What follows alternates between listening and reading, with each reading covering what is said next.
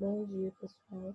Então, hoje nós vamos dar início, continuidade, né, às nossas atividades. Isso é a nossa aula, abrindo lá na página 9, Equação Termoquímica. Então, o que é uma equação termoquímica? É a representação de uma reação química, como vocês já veem naturalmente. Então, representando os seus reagentes, representando os seus produtos, às vezes o estado físico dessas substâncias. E agora, o que vai ter de diferente? Indicação da quantidade de calor que será liberada ou absorvida nessa reação. Pode estar na forma de kJ ou em ΔH, ok? Quais são os fatores que alteram a variação da entalpia? Então, aí, lá na página 11, vocês vão fazendo aquelas anotações igual a professora faz em sala de aula, tá? Então, primeiro, quantidade de matéria. Vocês vão anotar lá na frente, até por isso que a professora deixou 2 pontinhos.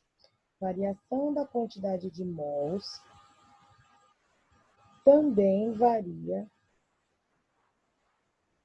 o ΔH. Ou seja, se eu aumento a quantidade de mols 2 vezes, eu tenho que multiplicar por 2 a variação da entalpia. Se eu diminuo a quantidade de mols, eu também tenho que multiplicar por aquele valor para diminuir, ok? O estado físico, então vocês vão anotar. Quando ele está no estado sólido, a entalpia é menor. Quando ele está no estado gasoso, a entalpia é maior. O que é entalpia? Energia envolvida em uma reação. Ok? Então, anotem aí. Para o estado físico, no estado sólido, a entalpia é menor. No estado gasoso, a entalpia é maior. Próximo, estado alotrópico. O estado alotrópico é a variação de um elemento em diferentes substâncias. Essa variação também vai fazer a alteração do ΔH. Professora, que exemplo nós podemos citar para esse estado alotrópico? O principal e melhor exemplo é o do carbono. O carbono, dependendo de como ele está organizado, ele pode ser diamante, né, como demonstrado aí no livro de vocês. Ele pode ser grafite, ele pode ser fulereno 60, que é no mínimo, é uma cadeia com no mínimo 60 carbonos. Fulereno 70, que é uma cadeia com no mínimo 70 carbonos. E o nanotube, tá? Qual que é a diferença, né, entre todos eles? A dureza e a organização.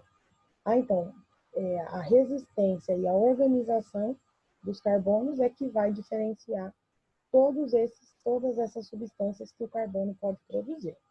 E isso são alótopos, ou seja, substâncias que têm o mesmo elemento, só que com organizações diferentes, formando substâncias diferentes.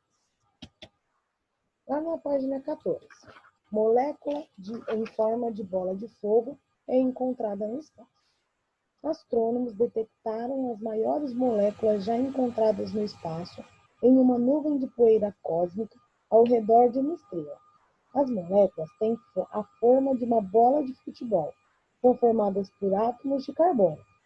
Descobertas em experimentos de laboratório, essas moléculas, chamadas de fulerenos, consistem de átomos de carbono. Os fulerenos são uma terceira forma de carbono. As 2 primeiras são grafite e diamante. Devido à sua estabilidade, esperava-se encontrar a molécula em estrelas bem desenvolvidas, ricas em carbono.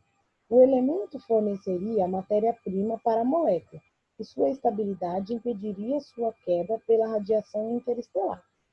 Um grupo de pesquisas liderados por Jean Camus, da Universidade de Western, no Canadá, detectou as moléculas usando o telescópio de infravermelho da NASA. Em artigo publicado na revista Science, Camus e sua equipe descrevem ter identificado a assinatura em infravermelho da molécula. As moléculas oscilam e vibram de várias maneiras, e ao fazerem isso, interagem com a luz infravermelha, em comprimentos de ondas bem específicos de queda. Quando o telescópio detectou emissões desses comprimentos de onda, Kemi sabia que o sinal vinha de fullerenos.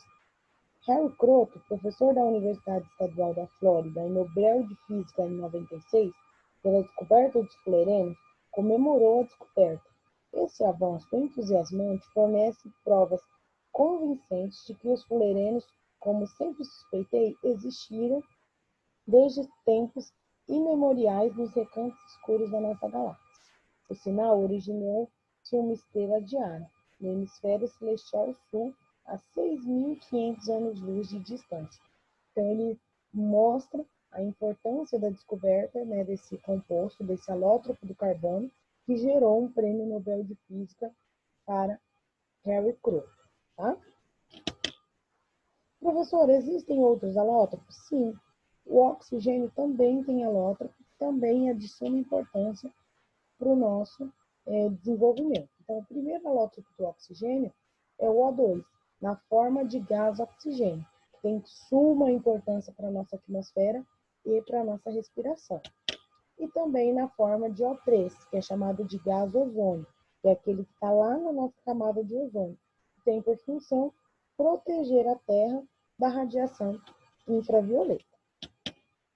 Agora é a sua vez. Vocês vão realizar as atividades das páginas 5 e 6 do caderno de atividades.